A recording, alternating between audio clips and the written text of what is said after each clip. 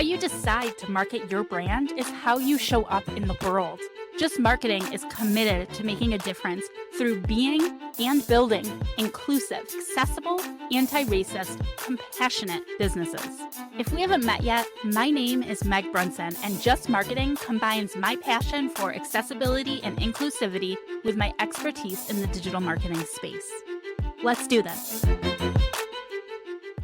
All right, y'all, it's time for a Just Marketing guide to emojis and assistive technology. According to the World Health Organization, an estimated 2.2 billion with a B people worldwide have some form of vision impairment. Another estimate has 253 million people experiencing severe vision impairment or total blindness. That's a huge portion of the world population that may need to use inclusive technology like screen readers or text-to-speech programs in order to navigate our digital world.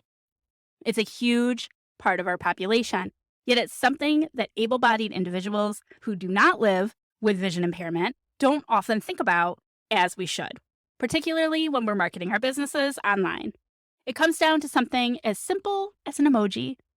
To many, it's just a cute little smiley face or pile of poop being used in place of a bullet point. To someone who accesses your content with a screen reader, it's a headache that limits their accessibility. As Just Marketers, we are always learning. It is the only way to truly embody Just Marketing practices, admitting where you may have gone wrong, learning from it, and doing things differently the next time around. So let's talk about emojis, shall we? Excessive use of emojis makes it extremely challenging for the visually impaired who use screen readers and/or text-to-speech programs to access information. That's not to say that we have to stop using emojis entirely, but there are a few ways that we can be more mindful about how we're using emojis so that we are being more accessible, all right? Emojis are cool. They are a great way to make your message more personal. I know I love them. However, in order to make our marketing more accessible, there are a few tips that we have to keep in mind. First of all, never use emojis to replace words. When you use emojis to replace words, screen readers only read the alt description of the emoji, and it does not clearly translate what you mean to somebody using a screen reader. You can totally use emojis to enhance the experience of your content, but words should still be used to clearly convey the meaning of what you want to say. Secondly, we want to make sure we're not repeating emojis. So repeating emojis or using too many emojis in a row can confuse screen readers and honestly be annoying. This in turn can lead to confusion in the message you're trying to convey to people who are using those screen readers, and it results in a poor user experience. On average, the recommendation is generally to limit yourself to up to 3 emojis per post or message when it's necessary. Anything more than that makes it time-consuming and annoying to have to listen to a screen reader reading out a bunch of emojis. Your message gets lost. The third tip is that we always want to make sure our text precedes our emojis. So like dinner before dessert, your emojis should always come after the text. Not before, not in the middle of words, after. Using emojis in the middle of a sentence will often confuse screen readers, give that, poor user experience, and people may not continue listening, and it also reads the alt text as a part of the sentence, which can lead to confusion and misunderstanding of your message. Unfortunately, this also means we should not be using emojis as bullet points, which is something I am guilty of doing because I think it is cute, but it is not recommended. Having an emoji before the bullet point, the screen readers read out that alt text of the emoji before each bullet point, and it just becomes messy. When it comes to how to use emojis to ensure that you create accessible content, simplicity is key.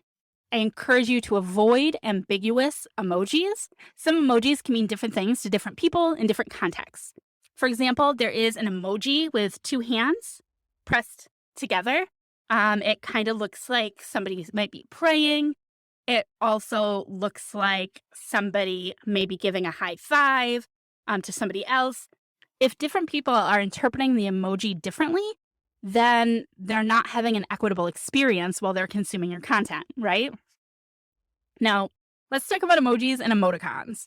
If you were born prior to 1990, you probably remember emoticons quite well. They are the ones that are created using semicolons, brackets, and the like. So, for example, you would create an emoticon smiley face with the 2 dots, what is it called, the colon, and then the parentheses bracket, right? And that's a smiley face. It's not an emoji. It's just like the 2 characters that together look like a smiley face. That's an emoticon.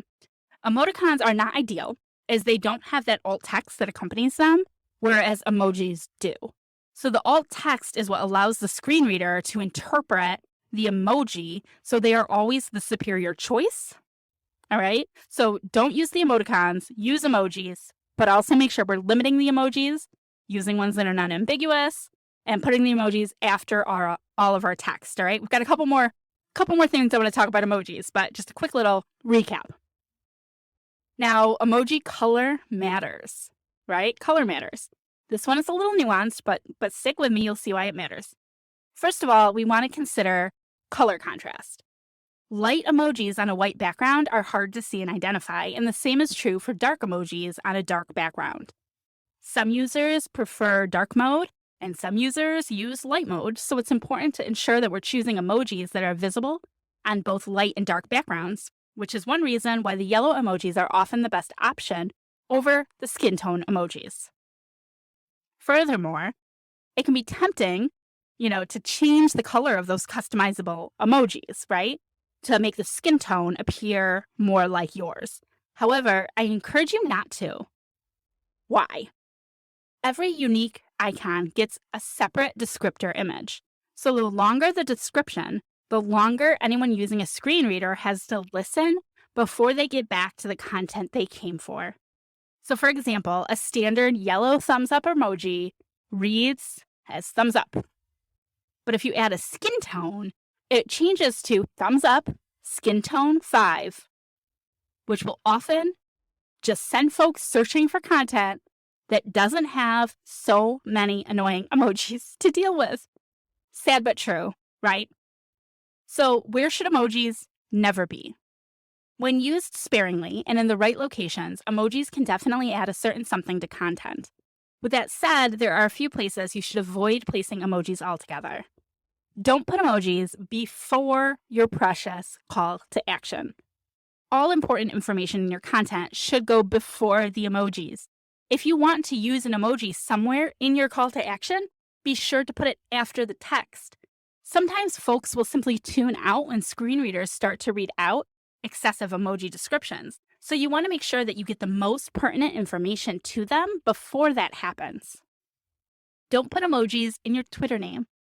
Adding an emoji in your Twitter name will make it confusing for anyone who is visually impaired to accurately capture the name when utilizing tools like screen readers.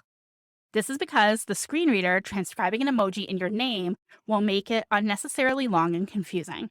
Remember, your name is different from your @handle. Now, if you're confused about any of this, you can visit Emojipedia. I'll put that link in the show notes to see how screen readers will read specific emojis. Some of them may surprise you. Use this as your checklist before posting your content. I've got 5 things I want you to go through as a mental checklist, or heck, maybe I'll make a physical checklist before you post your content. Make sure, number 1, you've used your emojis in moderation. That's less than 3 per message or post. Number 2, you did not use emojis as bullet points. Number 3, there are no emojis in the middle of a sentence in your content. Number 4, you used default yellow emojis unless skin color was necessary for context. Number 5, you double-checked all your emoji descriptions at emojipedia.org to make sure that none of them were off base.